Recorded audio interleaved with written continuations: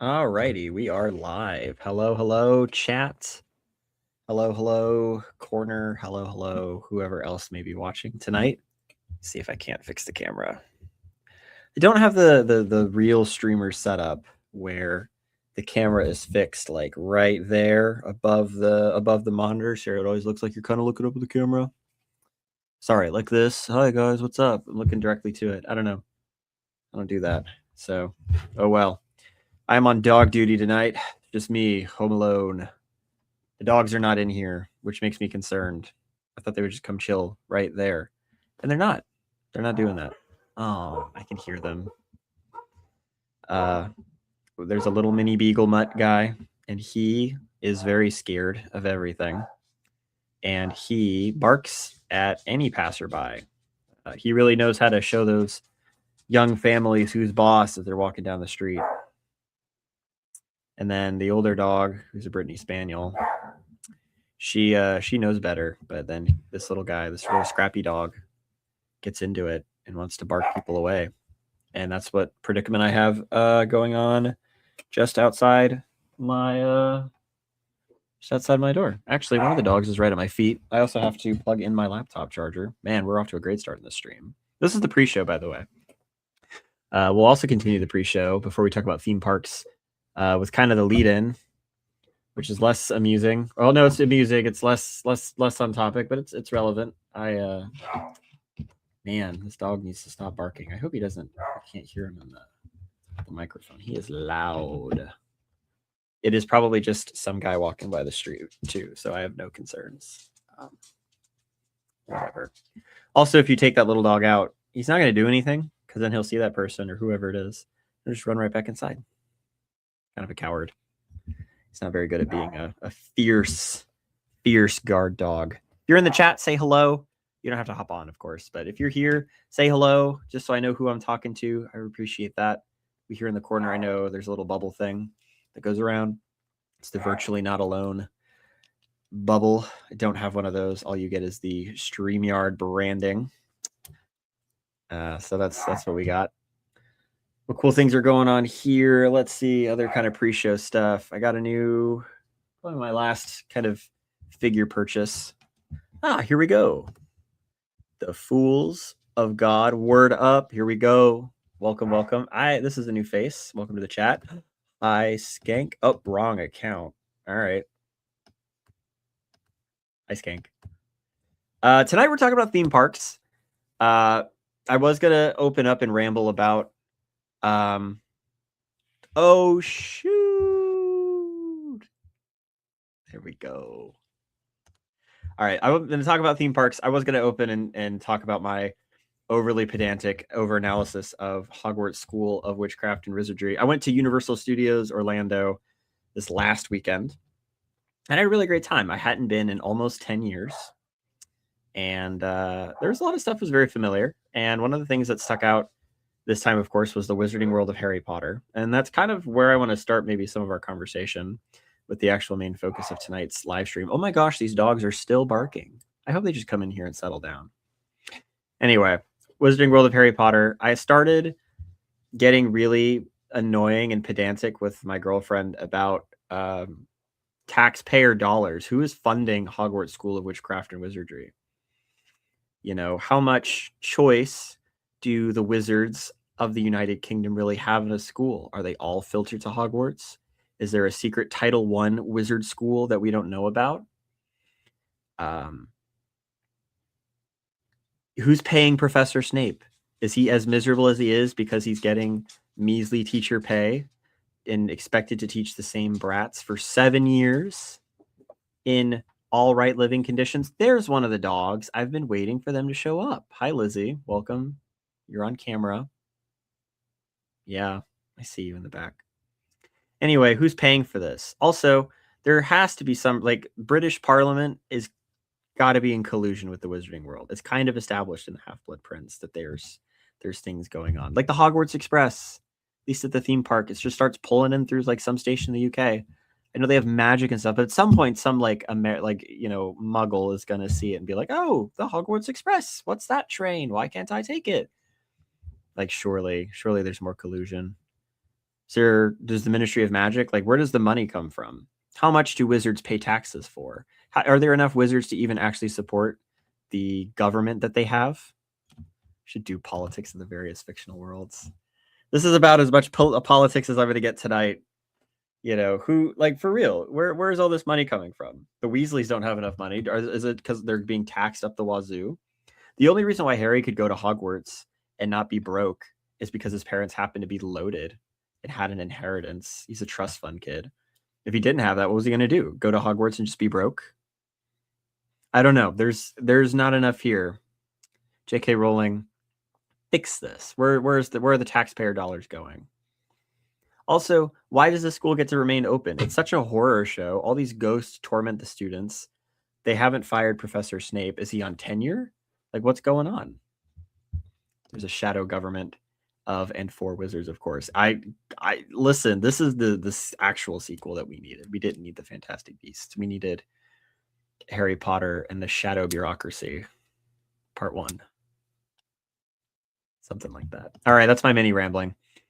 The other thing I was thinking about when I was at Universal Studios was the idea of theme parks and immersion. This is a topic I really like, or perhaps I'm obsessed with, for lack of a better word, at the moment. For the last probably almost 10 years now, maybe more, probably since the Wizarding World of Harry Potter came out, which has been, it was like 2010, 2011? Golly. Yeah, over 10 years, there has been kind of the ongoing push in the theme park industry for immersive experiences. Immersion this, immersion that. We want people to feel like we're in the world. We want people to experience the world of Star Wars or the Wizarding World or James Cameron's Avatar. That's the push. But I found myself in the midst of exploring the Wizarding World of Harry Potter again for the second time, I guess, finding myself not nearly as interested in that world and far more interested in the rest of Islands of Adventure, specifically the earliest kind of foundational parks. I guess that's not true. All of it was pretty early and foundational. I was thinking of the Superhero Island, and I was thinking of Toon Lagoon specifically. I can find images of these. I will pull them up on screen.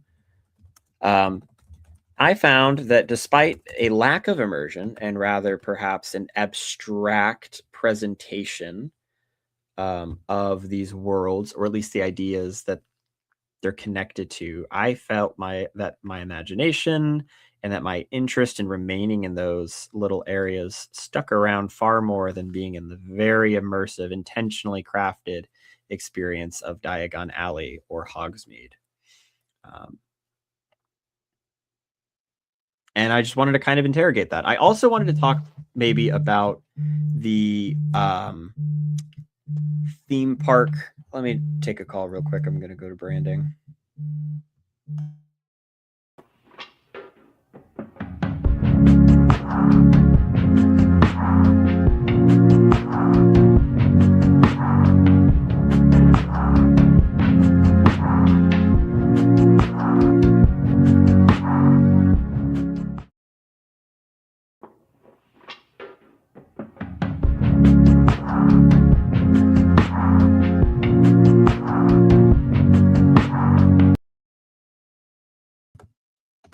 We're back. Thank you for your waiting. My girlfriend called. She didn't realize that I was going live. So she'll probably hop in the chat in a minute and give me a hard time because I'm talking about this topic again. Gotta run. It was real. Thank you for being here for the pre-show. I haven't even talked about the main topic. Risto, I'll see you around. It's good to see you in here. So, immersive worlds. Hi.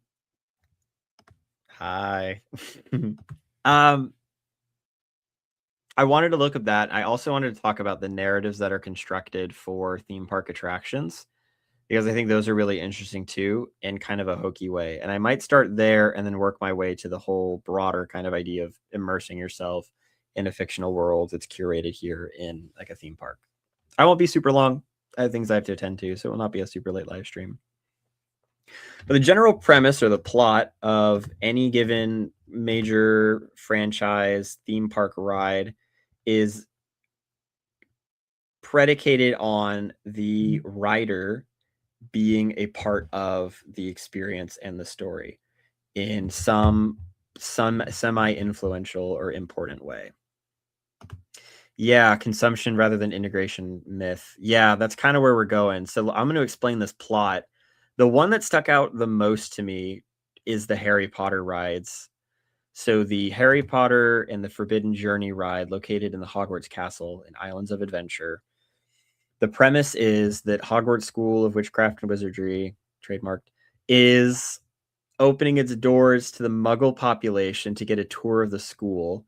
And juvenile delinquent Harry Potter and his rapscallion friends, who have a track record of poor behavior at the school, are the ones who are going to give these muggles a tour in these little ride vehicles around the school to get to see it. But then trouble strikes, and for some reason there is a dragon, because there was a dragon in the fourth book, that attacks the muggles visiting. And then later they end up in the Forbidden Forest and Dementors attack them and Harry has to save them. And so you are a passive agent being given a tour of this fictional world, and the characters are sort of interacting with you in a fake world adjacent to the actual continuity. I think I'm describing that as poorly, as best as I can. There's something weird about fictional characters in these ways, maybe specifically for Harry Potter, because I think Star Wars before Disney was a little bit different. There's a weird thing about these characters interacting with an audience. It almost is kind of cringe and kind of just like very hokey, and is kind of artificial. Like when Harry Potter's like, right, guys, this has been a great trip. Let's get you out of here. Like, I don't, that's not really actually selling me on an immersive experience. I think that's kind of silly. The sillier example of the ride would be, or of a ride there, is also in the Wizarding World over at Universal Studios Park, and that is the Gringotts Bank ride. And is it Charlie Weasley who does the dragons? Bill Weasley does the banking. One of the Weasley brothers, who does not normally show up in the movies because they got to hire him because he was cheap and could be in the park and the ride.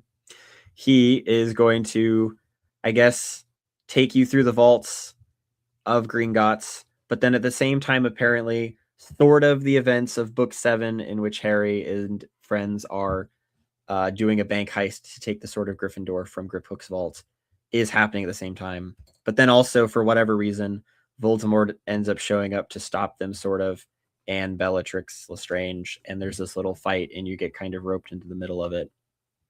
It is Bill Weasley. Thank you. It ends with this pseudo, like, the villain confronting the park riders and Harry and on this dragon, And I just remember watching it in my little seat with my little Green Gots goggles glasses saying, what is going on? What is this narrative? This is not, if we're trying to be immersive, this isn't working. And perhaps this is a very consumer friendly, high stakes adventure. Because my pedantic self was also just thinking about how this would never work in those worlds and in those stories, and that these theme park attractions really, I think, struggle to integrate the audience in a way that doesn't feel inorganic or try hard. Star Wars Galaxy's Edge has the same exact issue. I remember Smuggler's Run, which is the Millennium Falcon ride. You're recruited to fly the Falcon to get stuff. And it's works a little bit better, I suppose, because you are simulating riding in the Falcon's cockpit. But again, you're the special person and you're not Han Solo, but you get to be somebody else who flies the ship. And then I know Rise of the Resistance has the same thing. You're rebel spies and you're going into the First Order base, but don't worry, rebels will help you out in your fancy little ride car. And so there's a disconnect in all of these. At the one hand, these Imagineers or engineers want to create a space in which the audience, the park goers, feel like they're in the world and participating actively in it. But at the same time, there's always going to inevitably be a disconnect, because is the popular culture really there to be immersed, or are they really there just to kind of consume and see the world and kind of sort of be in it? Because those rides only ever, I think, get to a certain point where you're sort of kind of in that world, in an abstraction, in a consumer popular culture friendly version of the myth. I think they're very devalued. An egregious example as well at Universal Studios is the Fast and Furious Supercharged, which was dumb. Vin Diesel, what's his name? Don Toretto and his crew, the Fast family, they're going to throw a party on this party bus and you're invited. But we got to be careful because FBI agent The Rock Johnson noticed that their enemies are in the area and it's going to crash the party. So now you're in the party van and you're going to be in the middle of a car heist adventure. And that was dumb. Somehow that actually felt more organic than the Harry Potter rides, but it was beyond silly. And so in all of these like pre-shows, all these pre-shows are also then built directly speaking to the audience, both kind of in a way to provide directions and safety information, and then also to create the plot. And I'm not buying it at any time. I'm not buying it ever. They're designing IRL video game cutscenes. Yes, they are, in a lot of ways. Conversely, I want to think about the video game design, or not the video games. Al, you got me talking about video games. Conversely, I want to talk about kind of the philosophy maybe behind early Disney dark rides, specifically those of some of the rides in Fantasyland. Snow White's Scary Adventure, which was notorious for being scary. Pause for laughter. Just kidding.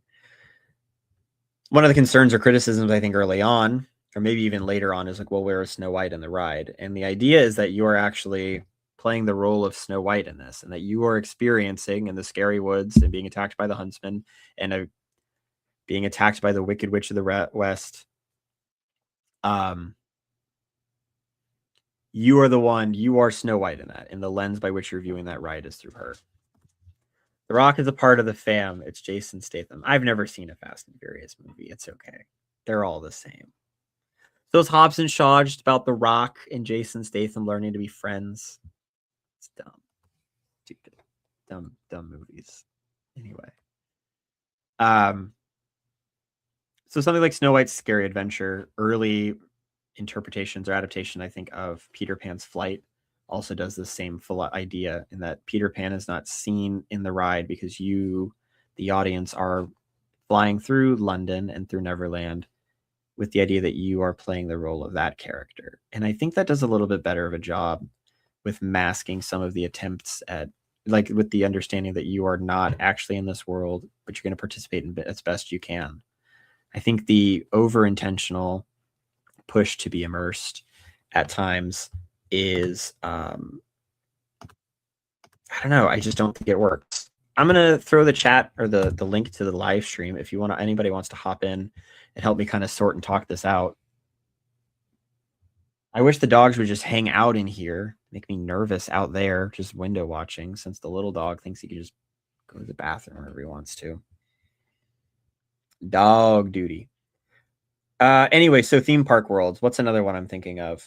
Actually, one I think that does okay because it's really not trying hard at all to be immersive, and it's actually playing really fast and loose with how much is the audience participating in and how much of this is just a ride, is actually also at Universal, and that would be Revenge of the Mummy, that coaster. On one hand, it is a behind-the-scenes backstage backlot tour of the hit movie, The Revenge of the Mummy, and you watch little behind-the-scenes clips of the production with Brendan Fraser, and then you get on the ride, and you're just kind of in a coaster, and I guess the set has come alive, and maybe we're actually in the real location, but it's never really clearly defined. And I think that somehow being as fast and loose with kind of setting and time and how much of agency you have in the ride actually does a lot for its both timelessness and ability to re-ride and enjoy without feeling you are supposed to be bound and confined to kind of this sort of immersive space. Like, it's really not trying to immerse you. It's just trying to be entertaining and be a cool roller coaster and has some really cool effects. Really impressed with that ride. And like, its theming is still really solid, but again, it's not really attempting the hardcore immersive experience that is found in the Wizarding World and then also in Star Wars Galaxy's Edge.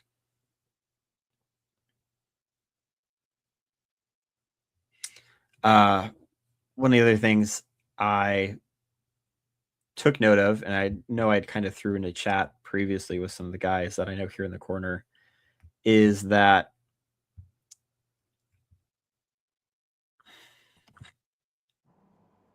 Hi. What's up? You said if you wanted someone to join the chat, join the live stream. I did. We're talking about theme parks right now and immersive experiences. I know. I've been listening the whole time. So, wow, in typical corner fashion, somebody's on the road. That's cool. I was just saying. I don't even know how far out I am. I accidentally closed up my map. Please be safe. So, yeah, I just gotta go straight down Mariner and make a right. I actually have input this time. I don't just want to sit here and look pretty. I can actually be smart sometimes. I wanted to talk about Smuggler's Run and what you were saying about Smuggler's Run and everything to start. The whole point of Smuggler's Run is to make it immersive for you in general, not you being a particular character. Because Hondo is like, you, my friend, welcome to my shop. You are now my elite employee. We're going to drive the Falcon that Han dropped off here because he wants me to fix something. And we're not going to tell him about it. And we're going to use this to get the stupid thing that we need. And so we can't mess up the ship. Yeah, that one. And so we gotta follow these trains and like attack the trains. Okay, so the conceit for that ride might be a little bit better because it is, well, no, it's still the same design philosophy as you are guest and are participating. I would say that maybe is a little bit better and works a little bit better just with the function and the space of that ride because it is simulating the Falcon's cockpit versus kind of the Gringotts ride train thing. Matt Skankenstein says, in the town my family lives in, there is an immersive cookie shop that feels like the Millennium Falcon. It feels like the Millennium Falcon. It's an immersive cookie shop. That's cool. I want to hear about this later in some way, shape, or form. What are you? What? Why did you take me over here? Trula's is literally down there. Okay. Anyway, wanted to hop on here. I'm pulling up to my destination. I wanted to hop on there and talk about that. Thank you. That actually helped me. Bye. I got a little bit of better context. Bye. I'm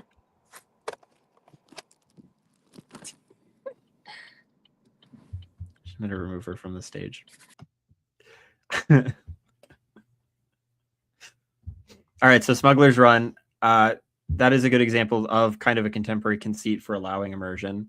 And yeah, I do think that the space is more appropriate and the way the ride vehicle is built and the conceit more appropriate than something like the Wizarding World of Harry Potter. There's some design philosophies too in terms of the actual worlds themselves that between specifically Wizarding World and like Smuggler's Run that I think, or not Smuggler's Run, Galaxy's Edge, that I think needs to be brought up. And I would say that that's the idea of how much of it is you being a character and role in the world, and how much of it is towing that line between early Disney Fantasyland attraction stuff and getting into that space of you are playing a character in a role.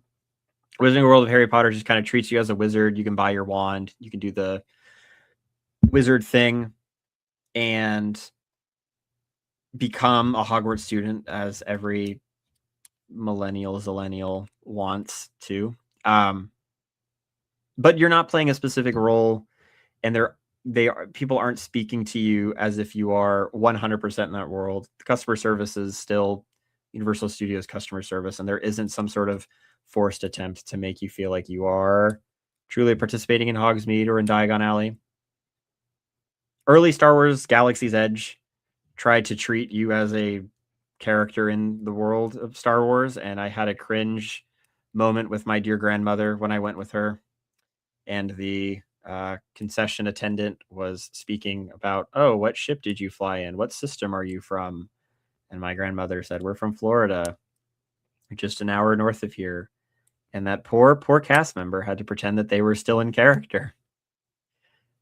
And they were like, oh, I don't know what you're talking about. Like they had a remaining character for my grandmother who did not understand kind of this role play aspect to this immersive world. And it was cringe for and I was like, this is dumb. Why can't we just order the food and just kind of enjoy the atmosphere? Maybe I'm the wrong person for these immersive experiences.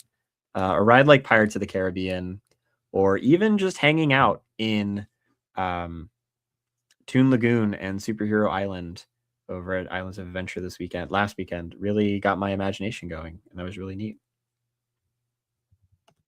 Where am I in Florida? I'm down in Port St. Lucie. Oof, that's pretty far down south. I'm up in the Tampa area, so central Florida, so up along the Gulf. Yeah, in the Tampa area. It's kind of the best way to describe it. Have been for forever.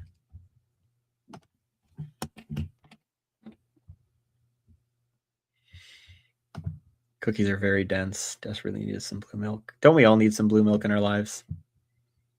Yeah, we all need some blue milk. Yes, I'm down for a meetup as well. I'm living a busy life, but I can squeeze in some time at some point.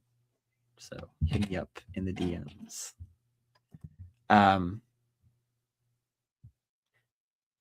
given my examples. I think the question ultimately is, what is the function or goal of theme park going, or the objective when building a theme park anymore? Are you there to provide I don't remember the terminology that was used. There's two philosophies behind it. Are you participating in the myth, or are you experiencing the myth as preserved in a particular lens based on kind of its origins and stuff? Because participating in a consumer kind of myth is what occurs in the Wizarding World of Harry Potter or Star Wars Galaxy's Edge. And then something that's more just preserving the myth or the aspects or the elements of the myth is kind of earlier theme park philosophy for experiences and worlds. I think of Dr. Seuss's like Seuss Landing, which captures the whimsy and the art style and the aesthetics of Dr. Seuss's work and provides theme parks that are very much just kind of observe these worlds created in abstracts as preserving the myth in a particular adaptation.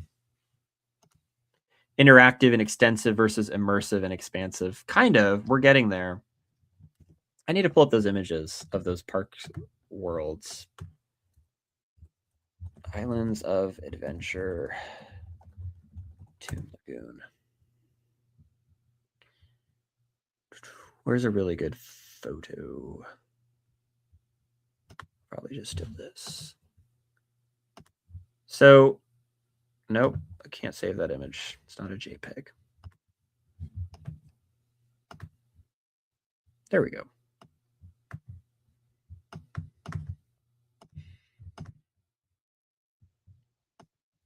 So pull up this picture. Where'd it go? I feel like I would know how to do this as many times as I've done it before. All right, this is just a portion of Toon Lagoon,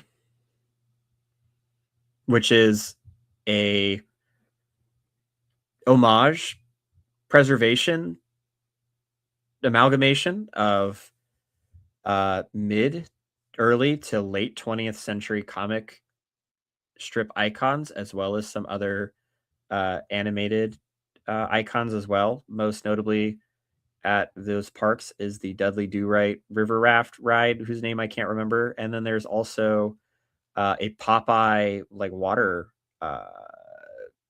rapids ride.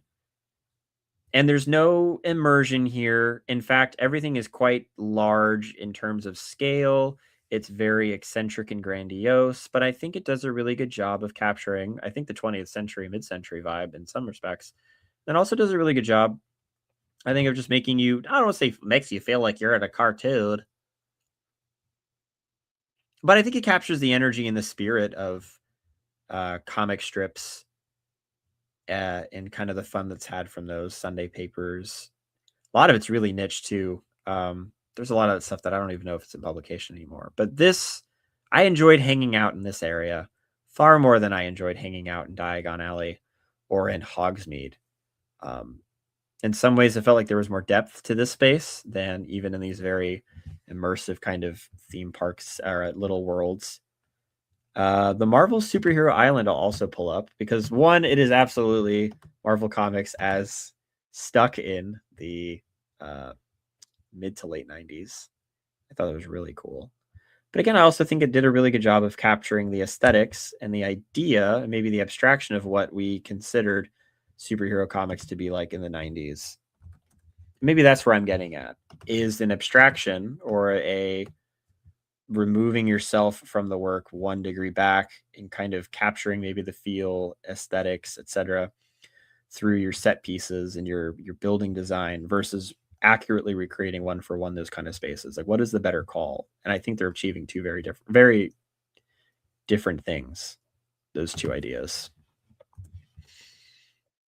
Let me see if I can find a decent picture of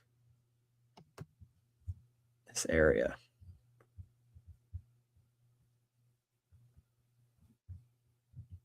Here we go. All right. Pull this up. Remove this. Al, if you want to throw your hand in the chat or in the live stream again, you're welcome to. I won't go for super duper long tonight, but if you want to say something on stream, you're welcome to, or anybody else, actually. I'll post the link again. Here's Marvel Superhero Island. This is the coolest thing ever. I think it does a really good job of capturing the way that city streets and skylines and stuff are kind of captured in the 90s in comics, especially with the coloring too. And just the scale. It was really neat. And I really enjoyed this, probably more than I would enjoy something like Avengers Campus over in Disneyland. I was really impressed with the aesthetics here as well. And that was a really fun area to hang out in as well.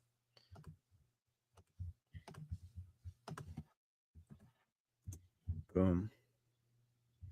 Posting the link in the chat again if anybody wants to join.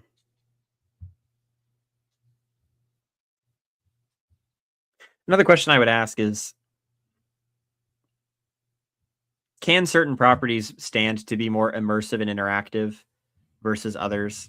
I think it's kind of cringe in a theme park ride attraction like Harry Potter and the Forbidden Journey for Harry Potter to interact with the audience and give them a tour as like muggles or as like other students.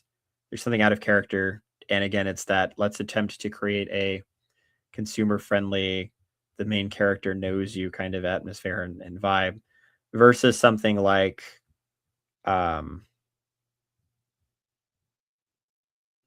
Star Wars. I think of Star Tours.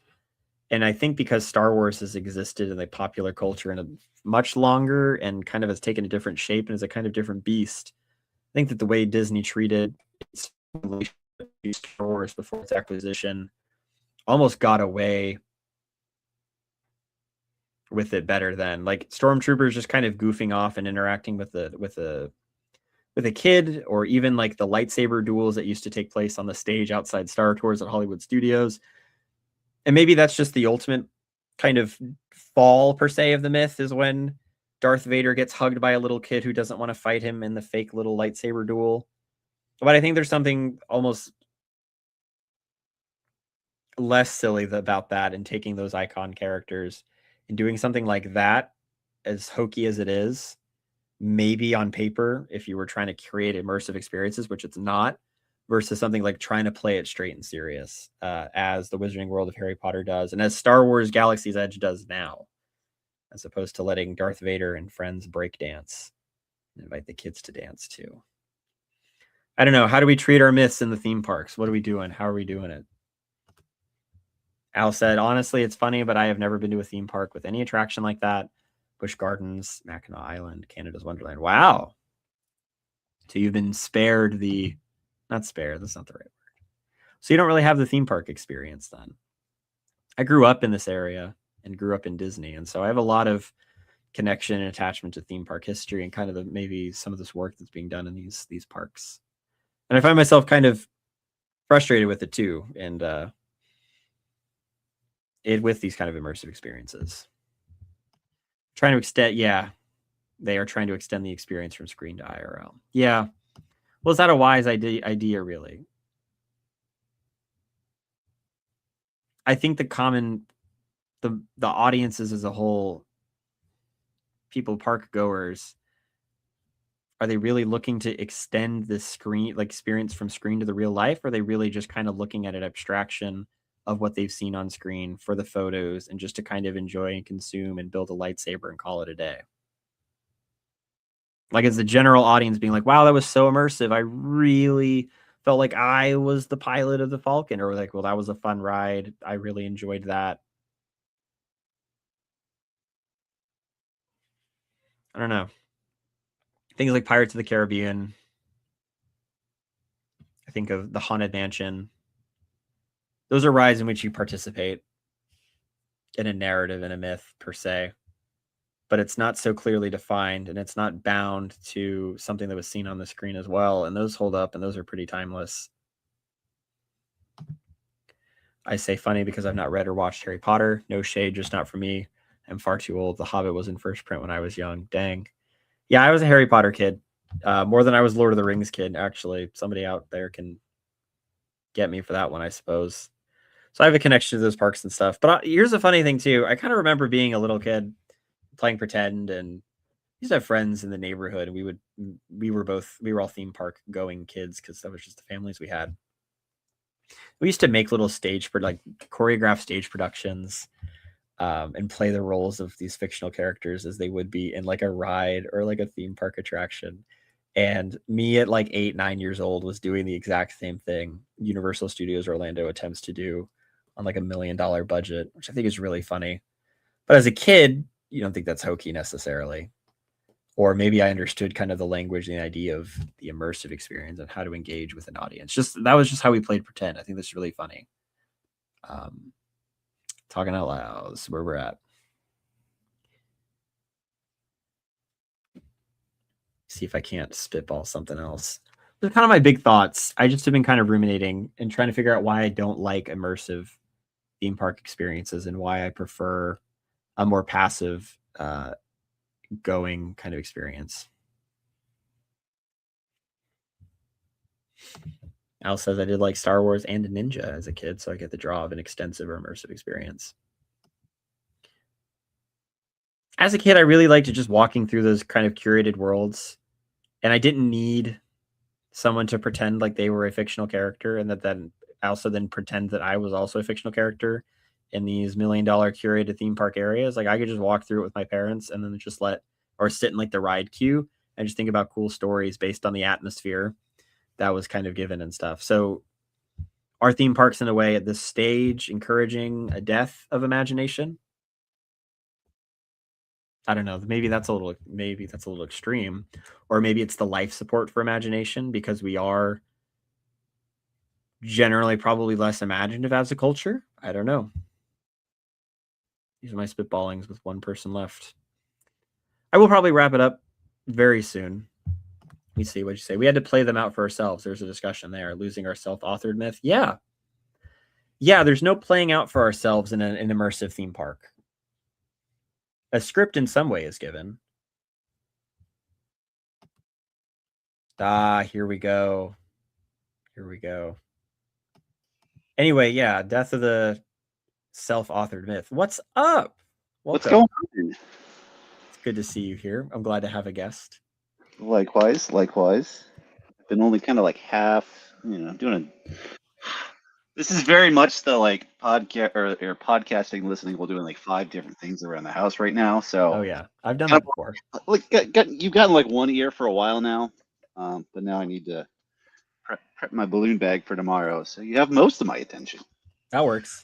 But I kind of feel like, like pushing off a kind of your prompt here. One of the big things, it's almost like these exhibits are kind of like helicopter parents in that they're trying to do too much for the kid.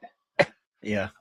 It's one thing to kind of like create a stage that gives you a lot of kind of like affordances for really elaborate imaginative play within the world. Like that's one thing.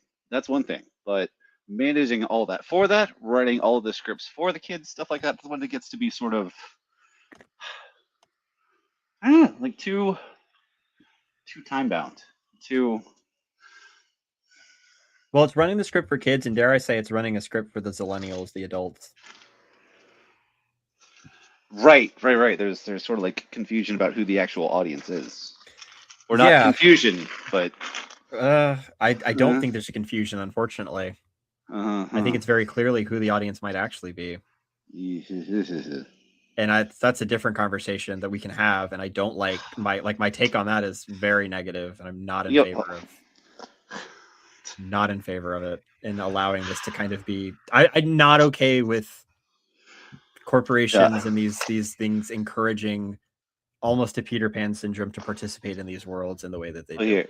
I'm going to just throw something incendiary into the middle of this discourse, please. And then just kind of leave it alone. So I feel like Harry Potter is very much kind of like American like democratic left wing progressive sort of like fantasy script that people like to live inside.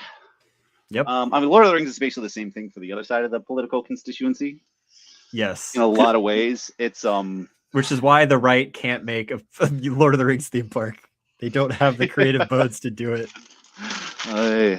It's sorry, continue. Well, like they'd never be satisfied. Yeah, they'd never be satisfied with it, but it's I don't know. The meta issue is like what role does should fantasy play within the hierarchy of our life and experience? I mean, I'm a big fan of like fiction is important, and I think things like I mean, even like creating spaces that kind of like allow your imagination to flourish are really, really awesome and important and super duper helpful. And I think those in general are a good thing, but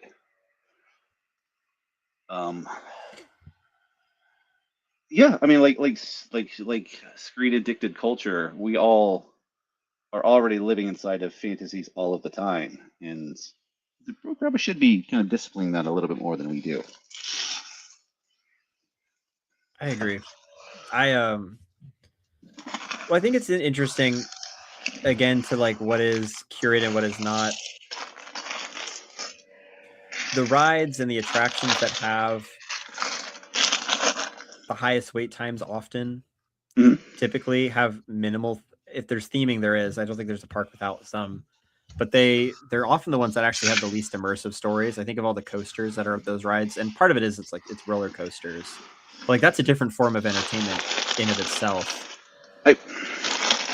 I do have to speak in praise for framing. Remembering when I went to Disney World in Orlando when I was 10, the immersive experience before you actually get to the Tower of Terror ride was incredible. Yes, no, absolutely incredible. That was the stuff that made my imagination as a kid run wild. Like, as a kid, I picked up on a bunch of different genres and settings and aesthetics through those, right? And so my mind could then write and play and work in a pirate setting or an interesting 20s spooky hotel aesthetic or vibe, or you have a mid-century idea of the sci-fi in the future, and that inspiration is, I mean, that's common culture, but those kind of worlds and these places kind of help encourage that.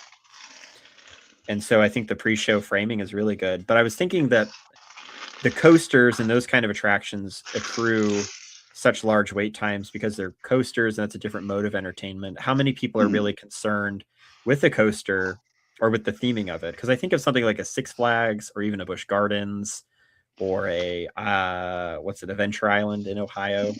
Nope, that's not it. It's something else. Cedar Point, Ohio. Cedar Point, yes, which is Paramount. Yeah, no. I was, as an East Coast kid, my summers were we would only get a season pass for one of them, and I grew up midway between Six Flags in Maryland and Paramount Kings Dominion in Aurora, Virginia. It's about an hour north, hour south, and we ended up siding with Six Flags and all of its many Batman themed rides. Oh, no, Superman was the best. Yeah. I've never been to any of those. I've only ever done the, I don't want to call it the Gold Star theme park experience, but I've never gotten to go do the Midwest parks experience. I've never done it. Yeah. I mean, they were very much like far less immersive than anything I remember from Disney. And by the time I was doing this, I was like, was it like 15, 16, 17? Those are kind of like the glory years of my coaster riding days with my older brother. But is that such a bad thing? Is it such a bad thing necessarily? Contrary to what the theme park people would say, is it really such a bad thing to just slap like Superman on the side of a cool roller coaster, call it the Superman coaster? And there is some kind of like concern for like how kind of like in video games, like the mechanics have to fit the story or the theme a little bit. And so for us, we had like the big appeal of the Superman coasters. It was the coaster that had like the biggest drop. So you're kind of like ratcheting up like 200 feet into the sky. Because Superman's able to plummet down from the sky and from the heavens down below. Right. Yeah. Although weirdly, the Batman coaster was the one that kind of like flipped you so you're facing down on the ground and made you feel like you were flying. So I know they didn't really. Well, Batman glides, I guess. I guess so. But Al said, in the Batman versus Superman, Maryland suburb roller coaster, I was decidedly Team Superman. Like hands down, best ride, absolutely.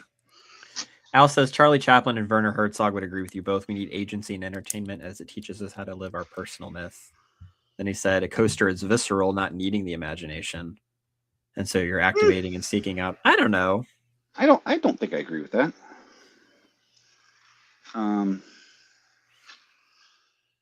Because if they could get away with not licensing any of this stuff, they would. They used to. They still do sometimes. Busch Gardens does well, and there's no licensing there for any other rides. That one was just far enough away. I don't think I ever went to Busch Gardens, despite growing up in Virginia. That used to be 20 minutes with traffic. It was more like maybe like 4 miles down the road from where I went to school. Wild. I never went during my time as a student necessarily, but. And there's one in Florida, or were you? No, this is the Florida one, Busch Gardens, Tampa. Okay. They did a stand-up coaster here. Superman was kind of disappointing, to be honest. Yeah. I was too tall for those. I was like, they had like the little like neck rests, and they would like sit like just below my jaw, and it would just, yeah, awful experience for me. Dang. A coaster gives you a physical experience. You don't need to be the author or agent in the experience. Well, that's what theme parks are doing now, is creating a physical experience by letting you purchase your wand to do magic in the little curated spaces, or to purchase a lightsaber and hang out in this weird little dark room with a fake religious experience. See, that's the thing about the roller coaster is the rails. And so with all of the kind of like curated experiences, you have to figure out a way to like craft the experience in such a way that the actual rails that are guiding your experience kind of disappear. I feel like things like the Harry Potter wands, you can't help but note like you can only cast the spell that you're supposed to cast at the particular spot where you find the light up thing. And so it might as well be a QR code, frankly. It is a QR code. Yeah. Let's see. Al said, you sound unimpressed. Yeah, I'm going to show you a picture. I'm unimpressed by building a lightsaber. Well, so It was just I just got back from visiting back home, and my brother he's on his third 3D printer right now. While I was there, last piece for his most recent. I'm not sure if he like balls or kind of did some crafting himself, but like yeah, no, he. Your sound is all chopped now. It's just freaking cool, man. It's very much like who's he like 25 or something like that, and it's very much just like everyone in the house who like grabbed that in their hand and just like turned into a 10-year-old kid, just like oh my gosh, and it didn't have like the thing that sprung out. It's just the handle, no light going off it, but still, it's just it's a powerful artifact. That's cool. You kind of cut out a minute. You sound like a fax machine. It was like rah, rah, in the middle of your brother's 3D printing. He built a lightsaber, you said? Imagination is better than what they sell. Mine is better than what Imagination Disney sells. is always better than what they sell. And again, like you know, my concern is that they're trying to overwhelm your imagination. Not Yeah. overwhelm, but they don't trust you to use your own imagination, so they have to kind of like overproduce everything. I don't know.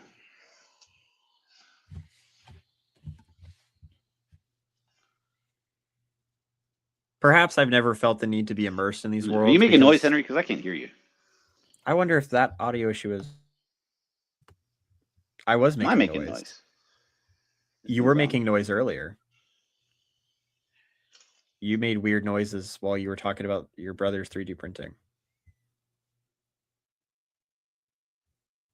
So I don't know if it's you or me.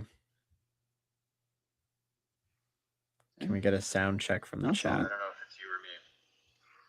I don't know. I can't hear you in my headphones. Oh. Weird. Yeah, let me leave and come back. See if that does anything. While we're doing that, yeah, I don't know. I wonder, some of it maybe it is I'm just not impressed, and I'm not looking for. I don't need somebody else to kind of curate the kind of imaginative experience that I want, and I probably have also just grown out of that. I don't really want to flick the wand. I just kind of want to see the set pieces and designs as an artist and somebody from behind the scenes who likes the behind the scenes stuff. Okay, I hear you again in my ears. Cool.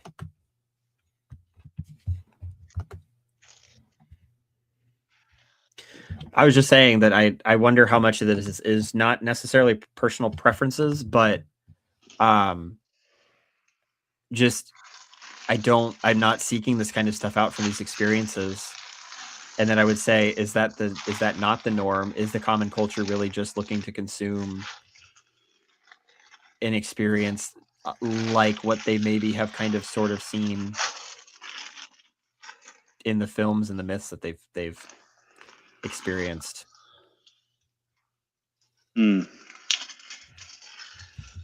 Like, is it the like selfie moment? Like, oh my gosh, here's my picture with my cool lightsaber. Yeah. Yeah, I guess the question is like, what counts as participatory? And what's a simulation of participation? Yeah. So I feel like you're not really participating if you can't, I don't know, like meaningfully affect what's going on. Yeah, you're on a prescript. You're on rails in these stories and these narratives. There's no stakes because it is scripted again already. Well, I don't know. And perhaps maybe that's why some of these coasters are more endearing, because there's stakes per se, because it's a thrill. There's an adrenaline to it. You're not affecting change per se. But something like these silly Harry Potter rides, I'm like, I don't ever want to ride these things again, because no change is affected. Yeah, it's just there's.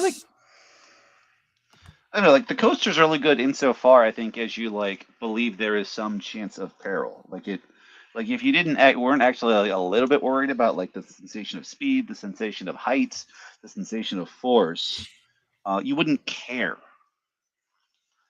And so there would be no point in riding a roller coaster if you didn't feel any of those like thrills.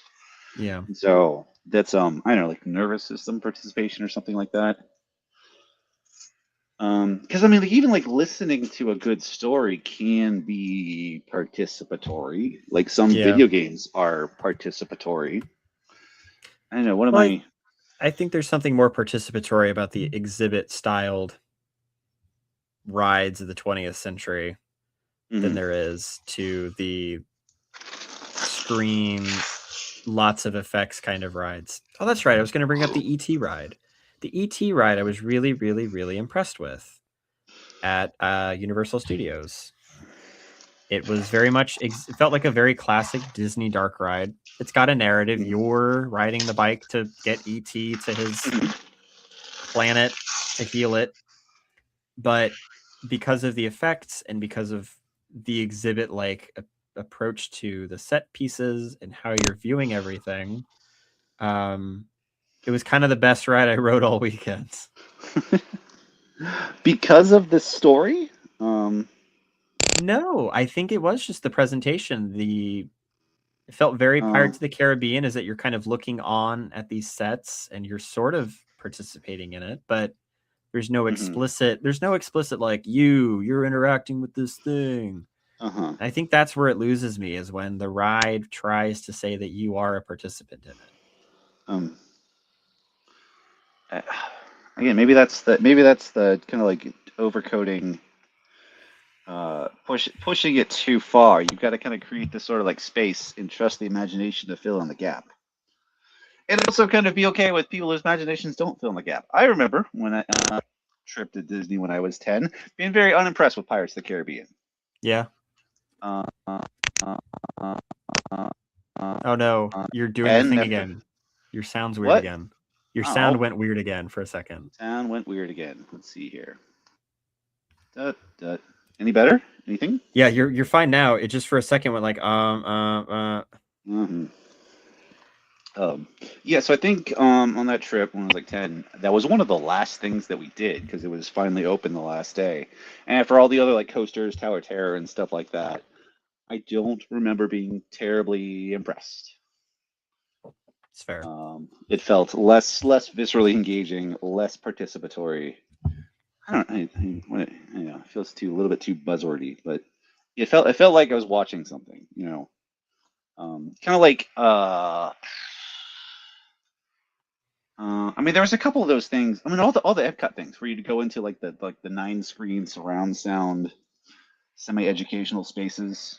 Yes. It was still that, yeah. I feel like that was like because that was one of the first things we did was go to one in Magic Kingdom Tomorrowland where there's like the two robots. One was voiced by Robin Williams. That was doing some.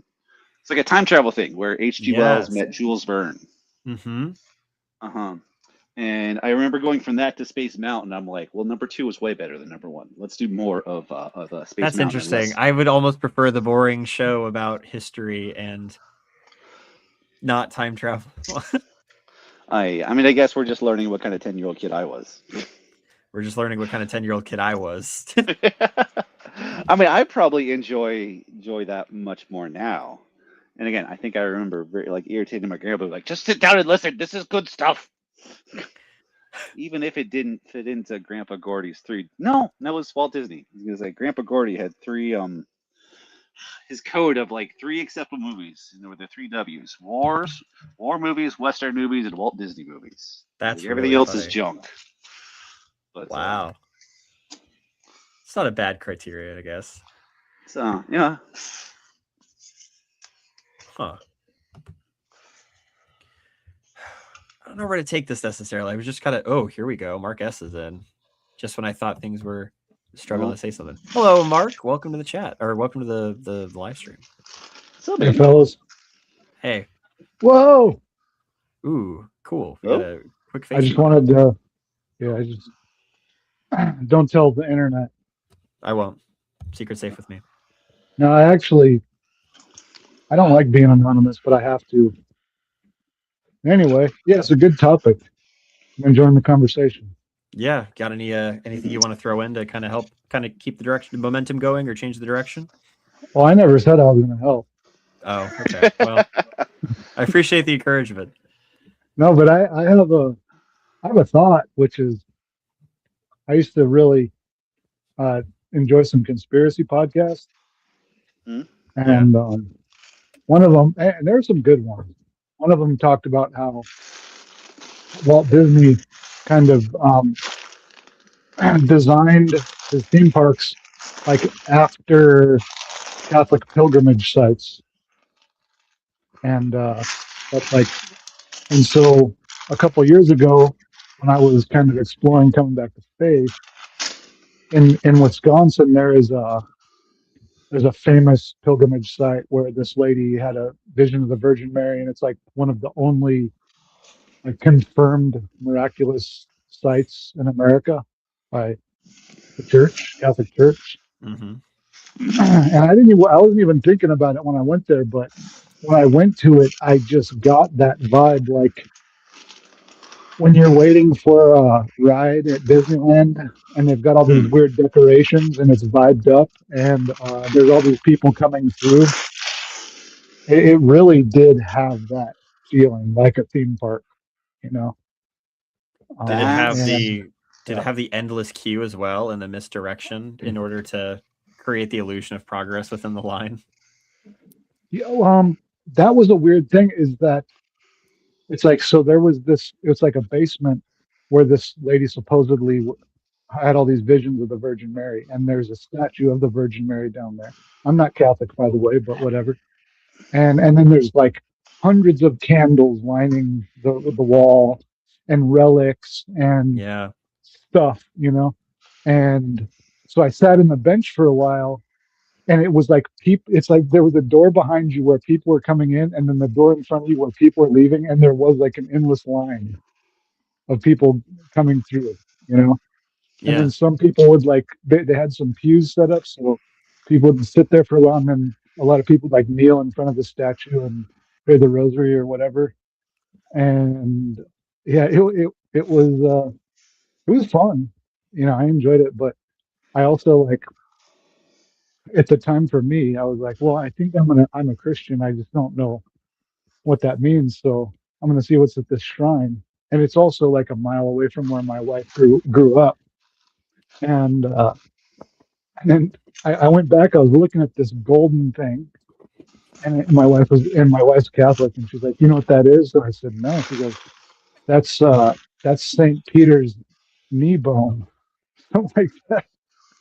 And I was like, "See, I'm not Catholic.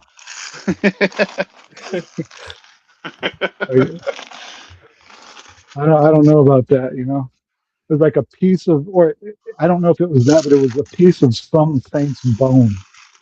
Hmm. You know, it was a tiny, and so that was kind of weird.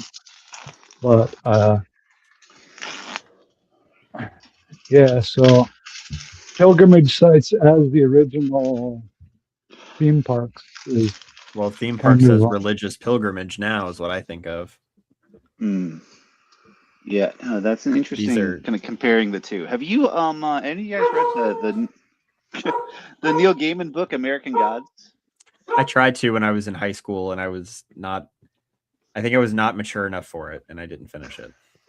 I I haven't. think but he makes this argument that like not theme parks like there. I think there's one point somebody asks like the American incarnation of Odin about Disney World, and he's like, that's just a bunch of like hokum nonsense. But he does kind of direct our attention to all of the weird kind of like roadside attractions, which I'm sure Florida has a plethora of. Just things like world's largest ball of yarn. Ooh, we have a Um, creepy one off a back mm, road in the county that I work in. mm, It's like there's probably some zoo like what's it called? It's like the the, Tiger the King stuff back there. I uh, don't know. I've never been in it. I need to go uh, check it out though. Yeah, but I don't know, like what he's kind of insinuating is that all of these are like the equivalent of like kind of like local cult shrines, like an Asherah shrine in like the Book of Second Kings or something like that, where it's like people had some sort of divine encounter that forced them to create some sort of shrine and draw folks to kind of like come visit. Somebody had a Um, religious experience with the largest ball of twine. something. I mean, they had an experience there and then created the ball of twine in order to draw folks in to Yes. pay homage to the twine or the being behind the twine or something like that. So is that related with Odin? I mean, the kind of conceit is that like all of the different kind of emigres, refugees, everyone that kind of like moved to America. When they came to America, they didn't just bring their family heirlooms; they brought their ancestral religions with them. And the question of the book is like, what happens to gods when all of their sincere believers die and the gods are abandoned in this cold, hard, faithless land? And so, yeah, there's an incarnation of Odin wandering around, and they're trying to figure out how to get by without any true believers left, even though they subsist on faith. And it's an interesting book that I think has a lot to say in sort of like the questions of enchantment, disenchantment discussions. It's also looking back on it now, like very, very 90s in a way that's almost like funny. It's like, you know, the same kind of like genres like the X-Files and stuff like that. Maybe I'm mature enough to read it now. I just skipped to chapter 2 or chapter 3. Do you think all that stuff was just like setting us up for our current psyops? I mean, I don't know. Or our psyops just come out of that? Because they are kind of X-Filey now. Even like re-enchantment is I am almost like too old X-Files. for this discussion. This is, I think the everything is a psyop is a little bit more of a young man's game. I can't play that game. It's No, I'm not. I'm not trying to say. I think it's. I'm not. I'm just I'm not. noticing like patterns here, and I feel like folks, most of the guys that are kind of closer to my age cohort in the corner are more like, yeah, it's kind of interesting, I guess, but like, but I don't know. I don't know. No, I hear you on that. I mean, I'm not a everything is. I mean, like with me, I think everything is a psyop, but it's not like a conspiracy. It's just because like every word is a psyop, I you know. And so, like I'm not really a big conspiracy guy. Yeah. I mean, I'm a good, or I think a pretty decent postmodernist, and so everything, like, I'm really happy to say, like, everything is propaganda, and it's important to figure out who is talking and ask questions about who benefits. But the other thing you got to remember is that a lot of folks, I don't know, creating good propaganda is hard. So it's a lot easier just to find things that are kind of true and leverage those for your own purposes rather than create something from the ground up. Mm-hmm.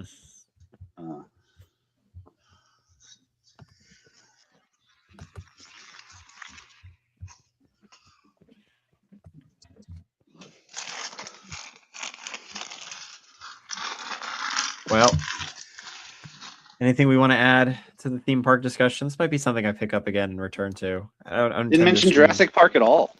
Oh, I didn't. Well, it's funny. I was thinking, yeah, it's kind of meta being in that area, actually. Because there's an attempt to kind of recreate the exterior of the Discovery Center, like the lobby hub place of that park. And then the inside is a bunch of like gift shops and attractions, which is exactly what that is. And then as you're going through these roller coasters about dinosaurs attacking you based on a franchise, it's about a theme park about dinosaurs that ends up attacking people. It's deeply meta. That might actually be the most appropriate theme park world to ever have. And there's very little need to immerse you in it because you're already building off of the premise that exists in the fictional world. That might actually be the easiest thing to theme your park to. Because the roller coasters were easy to theme too. It's like, well, this roller coaster is about being chased by raptors. You're going fast like a raptor. You know, that was pretty good. No, I guess there's an actual theme park that's a Jurassic Park. No, so Universal's Islands of Adventure, one of their parks, has a Jurassic World, like Jurassic Park section of the theme park. Okay. It's not a whole park. It's just like one little section. It's an exhibit. Yeah, per se. Yeah. It's got like 2 rides. No, 3. Oh. I will say, I also I think last summer I was on a family road trip and we drove through, hit a couple of kind of like nature preserve spots in Colorado. In one particular spot, we were at the Garden of the Gods outside of Colorado Springs, and it's sort of like as we kind of like pulled up in there, and it's just kind of like driving through. There's a couple of different spots to like hike and picnic and take a couple of pictures, but Like I don't know, it just was like the right kind of shade of green. So I just downloaded the Jurassic Park theme song and was just cranking it on the car stereo for like an hour and a half. And it absolutely kind of like completely elevated like the mood, the morale of my car, and just it just invested everything that was already great with another level of kind of like epic grandeur. Thanks, Steven Spielberg. John Williams, really. True, true. But there are some national parks that feel like theme parks in themselves, just nature itself. Mhm. Yeah. Oh, absolutely. No, I'm a huge fan of them myself. I need to re-up my pass. I'm lapsed. And then I've been to a couple. I've been to a few, and it's like they all have their ones. They're few places that everybody has to drive by and take a picture, and it's like this grand scene, you know. It's almost like it was created by a creator or something.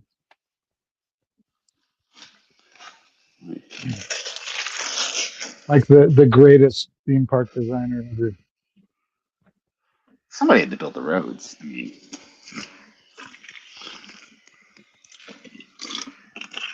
All right, gentlemen. I gotta wrap up. I've got a big day tomorrow. I've got a bunch of tasks to complete.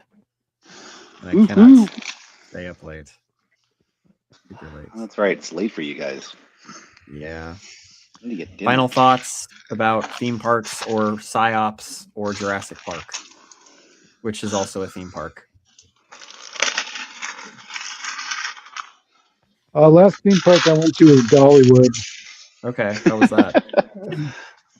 You know, I honestly like maybe I'm 43, I'm old, but like roller coasters are just I'm kind of indifferent. I enjoyed the music more. Yeah. That's my final thought. There you Cool. go. I don't even Thanks know. for having this. Of course. Thanks for being on. I don't even know the last theme park I was at, but I don't know. We'll just say like rest in peace, Sam Neill. You were a real one, and Jurassic Park holds up. There we go. All right, everybody. Thanks for being here tonight. Stay tuned for a live stream again eventually. Who knows? They're very disappointed the dogs did not hang out in here. I can't wait to go clean up whatever dog mess the little dog made. All right, peace, fellas. Yep. Bye, Mark. Yep. All right. I'm going to close this thing out. Thanks for hopping on, Matt. You can either stick around when I go to credits or you can hop out now. So I'll pop out now. Let's see. All right. See ya. See ya. Have a good night. As always, thanks for watching. Let me get my branding pulled up so I can close this out properly. Stay tuned for more content eventually. Who knows when? Life's busy. Things are going on. Yeah. Thanks for sticking around. Bye, guys.